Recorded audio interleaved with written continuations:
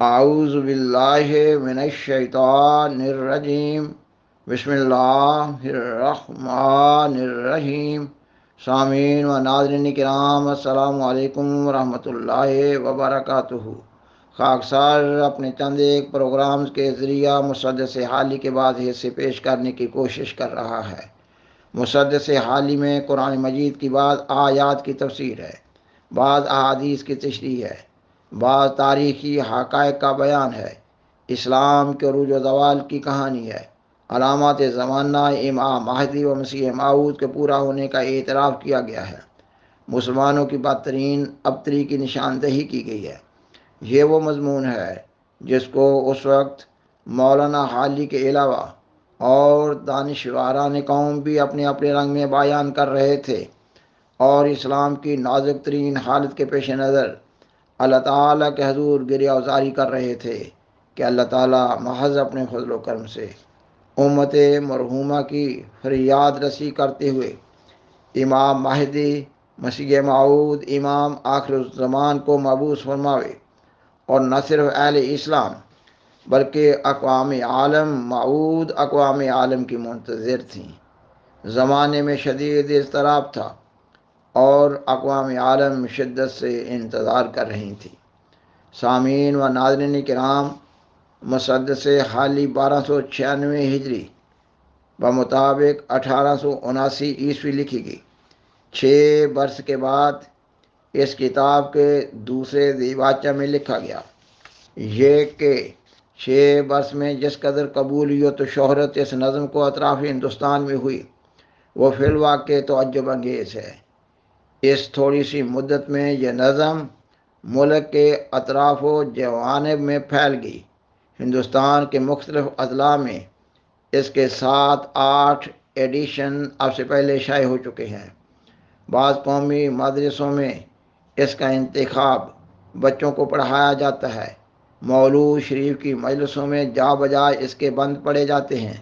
اکثر لوگ اس کو پڑھ کر بے اختیار روتے اور آنسو بہاتے ہیں۔ اس کے بہت سے بند ہمارے واعظوں کی زبان پر جاری ہیں۔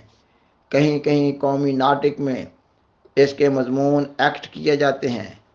بہت سے مسدس اسی کی روش پر اسی بہر میں ترتیب دیے گئے ہیں۔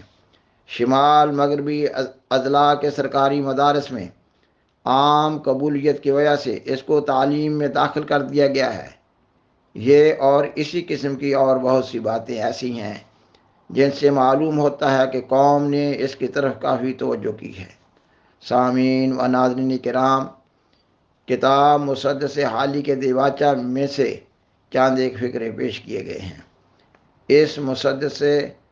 اس مسدس کی ظاہری قبولیت کے ساتھ ساتھ اس دوسرے دیباچے میں یہ اعتراف بھی کیا گیا ہے کہ اس نظم کی اشاعت سے شاید کوئی معتد بے فائدہ سوسائٹی کو نہیں پہنچا۔ مولانا الطاف حسین حالی اپنی مسدس کے آغاز میں اسلام کو ایک ایسے لا علاج مریض سے تشبیہ دے رہے ہیں جو اپنی زندگی سے مایوس ہو چکا ہو۔ وہ کہتے ہیں کہ بقرات حکیم سے کسی نے پوچھا کہ ان کے نزدیک دنیا میں کون سا مرض مہلک ہے، تو انہوں نے جواب دیا کہ ہر مرض کی اللہ تعالیٰ نے دوا پیدا کی ہے، مگر جو مریض اپنی زندگی سے بالکل مایوس ہو جائے تو وہ شفا نہیں پا سکتا۔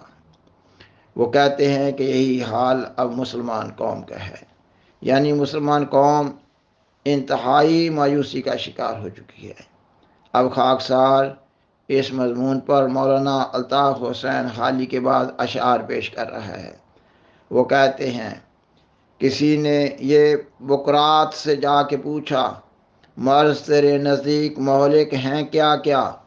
کہا، دکھ جہاں میں نہیں کوئی ایسا کہ جس کی دوا حق نے کی ہو نہ پیدا، مگر وہ مرض جس کو آسان سمجھیں، کہیں جو طبیب اس کو ہذیان سمجھیں، سبب یا علامت گر ان کو سمجھائیں تو تشخیص میں 100 نکالیں خطائیں، دوا اور پرہیز سے جی چرائیں، یوں ہی رفتہ رفتہ مرض کو بڑھائیں، طبیبوں سے ہرگز نہ مانوس ہوں وہ، یہاں تک کہ جینے سے مایوس ہوں وہ۔ سامعین و ناظرین کرام، اس تمہید و تمثیل کے بعد مولانا حالی اسلام کی حالت زار پر کہتے ہیں، یہی حال دنیا میں اس قوم کا ہے۔ بنور میں جہاز آ کے جس کے گرا ہے، کنارہ ہے دور اور طوفان بپا ہے، گما ہے یہ ہر دم کہ اب ڈوبتا ہے۔ اور پھر مولانا حالی مسلمانوں کی حالت کے بارے میں بیان کرتے ہیں، بہائم کی اور ان کی حالت ہے یکساں، کہ جس حال میں ہے اسی میں ہے شاداں، نہ ذلت سے نفرت، نہ عزت کا ارماں، نہ دوزخ سے ترساں، نہ جنت کے خواہاں۔ ہماری ہر ایک بات میں سفلا پن ہے، کمینوں سے بدتر ہمارا چلن ہے، لگا نام آبا کو ہم سے گہن ہے، ہمارا قدم ننگے اہل وطن ہے۔ بزرگوں کی توقیر کھوئی ہے ہم نے، عرب کی شرافت ڈبوئی ہے ہم نے۔ مولانا الطاف حسین حالی مزید لکھتے ہیں، نہ قوموں میں عزت، نہ جلسوں میں وقات، نہ اپنوں سے الفت، نہ غیروں سے ملت، مزاجوں میں سستی، دماغوں میں نخوت، خیالوں میں پستی، کمالوں سے نفرت۔ اور وہ مزید کہتے ہیں، چمن میں ہوا آ چکی ہے خزاں کی، پھری ہے نظر دیر سے باغباں کی، صدا اور ہے بلبل نغمہ خاں کی، کوئی دم میں رحلت ہے اب گلستاں کی۔ تباہی کے خواب آ رہے ہیں نظر سب، مصیبت کی ہے آنے والی سحر اب۔ اور پھر وہ اس تباہی کے نتیجے کے طور پر بیان کرتے ہیں، رہا دین باقی نہ اسلام باقی، ایک اسلام کا رہ گیا نام باقی۔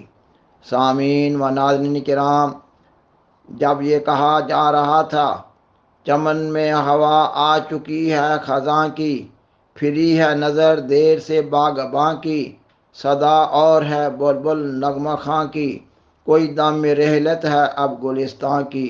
تباہی کے خواب آ رہے ہیں نظر سب، مصیبت کی ہے آنے والی سحر اب، رہا دین باقی نہ اسلام باقی، ایک اسلام کا رہ گیا نام باقی۔ اس وقت سیدنا حضرت مرزا غلام احمد قادیانی، امام مہدی و مسیح موعود علیہ السلام، اللہ تعالیٰ کے بلانے سے بول رہے تھے۔ آپ علیہ السلام نے مسلمانان عالم کو خوشخبری سناتے ہوئے اعلان کیا، یہ کہ باغ میں ملت کے ہے کوئی گلے رانا کھلا، آئی ہے باد صبا گلزار سے مستان نوار، ایک زماں کے بعد اب آئی ہے یہ ٹھنڈی ہوا، پھر خدا جانے کہ کب آویں یہ دن اور یہ بہار۔ باغ مرجایا ہوا تھا گر گئے تھے سب ثمر، میں خدا کا فضل لایا پھر ہوئے پیدا ثمار۔ سامعین و ناظرین کرام، مولانا الطاف حسین حالی نے 1879 میں مسدس لکھی، اور سیدنا حضرت مسیح موعود علیہ السلام نے اپنی معرکۃ الآراء پہلی کتاب براہین احمدیہ 1880 تا 1884 کے عرصہ میں لکھی اور شائع کی۔ آپ علیہ السلام براہین احمدیہ جلد 4 میں اپنے ایک الہام کی تشریح میں اس وقت کے مقاصد کی طرف اشارہ کرتے ہوئے بیان فرماتے ہیں، یہ اس بات کی طرف اشارہ ہے کہ جو کچھ خدا تعالیٰ نے آیات سماوی اور دلائل عقلی سے اس عاجز کے ہاتھ پر ظاہر کیا ہے، وہ اتمام حجت کے لیے نہایت ضروری تھا، اور اس زمانے کے سیاہ باطن جن کو جہل اور خبث کے کیڑے نے اندر ہی اندر کھا لیا ہے، ایسے نہیں تھے جو بجوز آیات صریحیہ و براہین قطعیہ اپنے کفر سے باز آ جاتے، بلکہ وہ اس مکر میں لگے ہوئے تھے کہ تا کسی طرح باغ اسلام کو صفحۂ زمین سے نیست و نابود کر دیں۔ آپ علیہ السلام فرماتے ہیں، اگر خدا ایسا نہ کرتا تو دنیا میں اندھیر پڑ جاتا، یعنی اگر اللہ تعالیٰ آپ کو مبعوث نہ فرماتا تو آپ فرماتے ہیں کہ اگر خدا ایسا نہ کرتا تو دنیا میں اندھیر پڑ جاتا۔ آپ علیہ السلام مزید فرماتے ہیں یہ اس بات کی طرف اشارہ ہے جو دنیا کو ان آیات بینات کی نہایت ضرورت تھی، اور دنیا کے لوگ جو اپنے کفر اور خبث کی بیماری سے مجذوم کی طرح گوداد ہو گئے ہیں، وہ بجوز اس آسمانی دوا کے جو حقیقت میں حق کے طالبوں کے لیے آب حیات تھی، تندرستی حاصل نہیں کر سکتے تھے۔ یعنی اسلام کو دوبارہ نئی زندگی نہیں مل سکتی تھی اگر اللہ تعالیٰ آپ کو مبعوث نہ فرماتا۔